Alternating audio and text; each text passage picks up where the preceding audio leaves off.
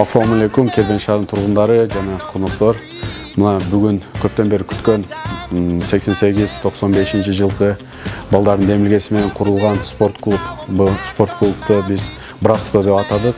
Биз бул залды ачканыбыздын негизги максаты келечек жаш буунук демекчи. Ушул жерден чоң-чоң спортсмендер чыксын, чоң-чоң күчтүү балдар чыксын. Биз ушул заманбап стилде кылып берип отурабыз. Бизден ошо Братство спорт клубунун жаштарга ар дайым эшиги ачык, келип машыгыңыздар.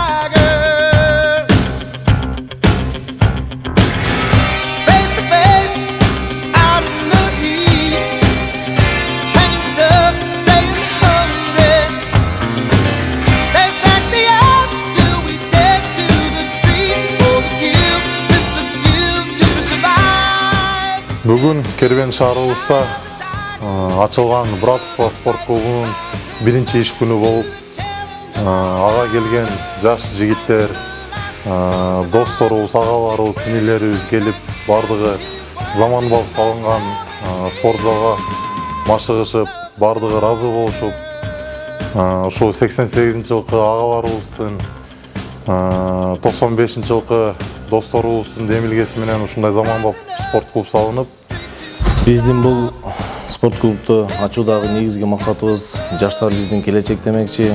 Жаштарга дүйнөлүк аренага чыгууга, дүйнөлүк аренадан алтын, күмүш, коло медалдарды алып келүүгө шарт түзүп берүү болду.